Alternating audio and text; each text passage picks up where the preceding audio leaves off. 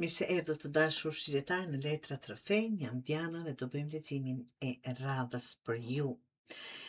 Kjo javë të dashur shqiptar nuk flet për fat të rastësishëm, flet për një ndryshim që në fillim mund të trëmbë, por që në fund të qenë aty ku ke dashur, të arrish prej kohësh.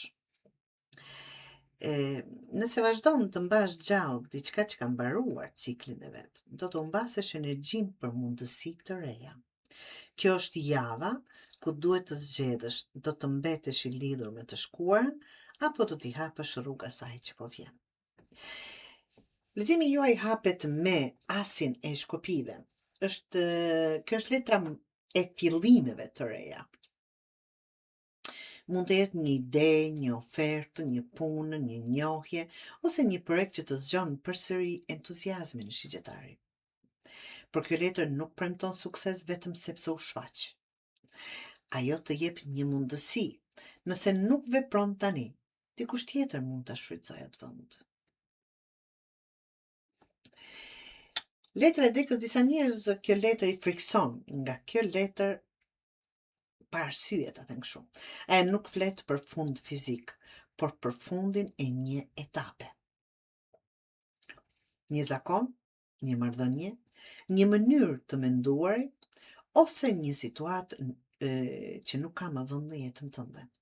Sa më shumë ta zvarritësh, ishim duke folur për fillime të reja, sa më shumë ta zvarritësh këtë fund, ta them kështu, aq më shumë do ta vënosh fillimin e ri që të pret.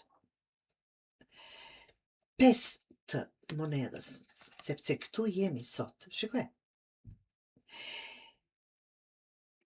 Mund të biesh të ndjesh pasiguri, mund të mendosh se ke humbur diçka ose se nuk ke mbështetje që prisje. Por kjo letër është edhe një paralajmërim. Mos u mbyll në vete.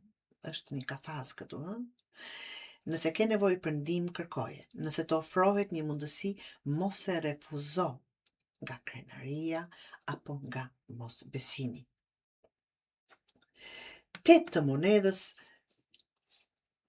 Kjo letër tregon se rezultati nuk do të vijë nga fati, siç thash, por nga puna jote e vazhdueshme. Nëse je duke mësuar diçka të re, duke ndërtuar një biznes ose duke investuar në veten tënde, vazhdo.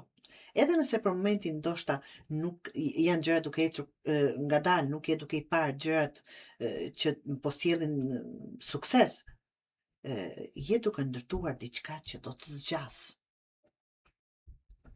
4 të shkopive dhe pra të zgjatjen 4 shtylla, 4 themele të forta për një shtëpi, për një familje, për një punë, për një biznes, për një lidhje, çfarëdo që të jetë.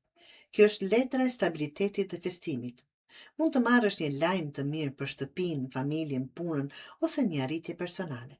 Për disa mund të jetë një marrëveshje, një bashkim ose një moment që të bën të thuash: ja vleti gjithë kjo përpjekje. Dhe 6 të shkopive të dashur shqiptar. Kjo është letra e fitores, por dhe njohjes. Dikush do ta vë re punën tënde, mund të marrësh lavdrime, një përgjigje pozitive, një sukses profesional ose thjesht të ndihesh krenar me veten. Por kjo letër të kujton edhe diçka.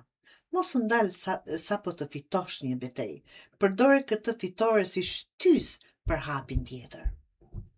Sepse zakonisht kur fitojmë, i lëm të gjitha dhe kem fituar. Jo, kjo është një mundësi super e mirë për atë, për të vazhduar më tutje. Siç thash, që të jetë një rezultat afatgjat. Të dashur shqiptar, mos u frikson nga fundet, se ajo që fundi diçka do të thotë që nuk ka vend më në jetën tënde, qoftë person, situatë apo çfarëdo lloj gjëje.